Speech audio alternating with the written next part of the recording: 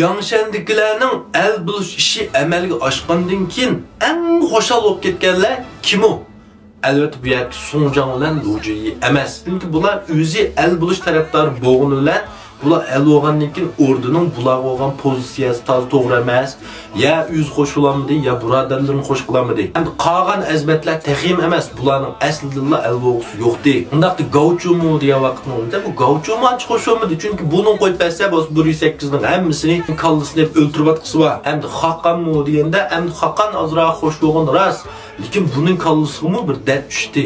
Endi mash o'g'ir qaraqchilni akaldiq, lekin bularni qanday qilib bir tinish yo'l bilan bir kallashib, bularni chiroyli bir ishga ishlatish, hal qilish kerak. Mayli bir cho'ng masala bor. Unda kimlar eng xo'shal bo'ldi deganda, shu Liangshanning atrofidagi xalq puhralar eng xo'shib ketdi. Klassik asarni yoqtirgan do'stlar, meni qo'shib olib filmning davomini olaman. Nimishqa deganda bu yerga Liangshanga tunji odamlar to'plangan vaqtning o'zida bu atrofdagi xalq puhralarga nisbatan bu Liangshandikilar bir o'g'ri qaraqchi bulangchi.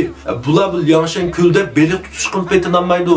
Liangshanning atrofida uchadigan shu qaswa qachon mashlamini tutib ola, qachon o'g'ir qaraqchi uchrab qolama deb hammasining yuragi dakduka. Bularning nazarida bu tog'dikilarning hammasi o'g'ri, yanchuqchi, qaraqchi, bulangchi, isyonchilar.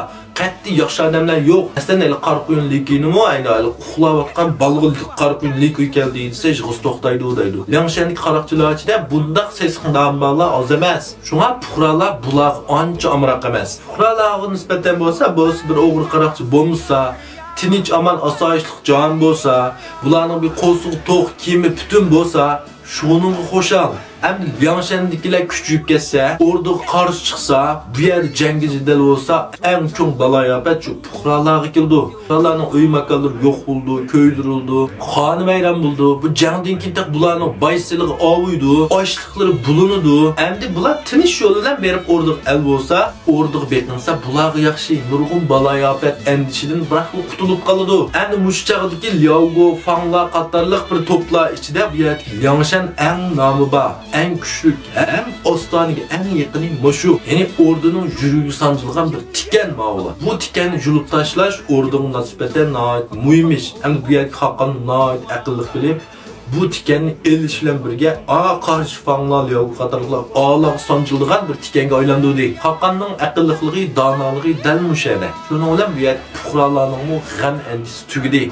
Endi sizden biz bulupmuş şu konelik su buydani muş Liangshan noktasından 108 kilometreden körüplü ağaçqa bu yer ordumu bir selbi, Haqqan'ı bir dört kalva muşundaqlı bir oylu vağanda biz. Öt klasik eser haqqidagi muşundaq takliflarni davomli anlamoqchi bo'lsanglar, meni qo'shib olishni unutib qolmanglar.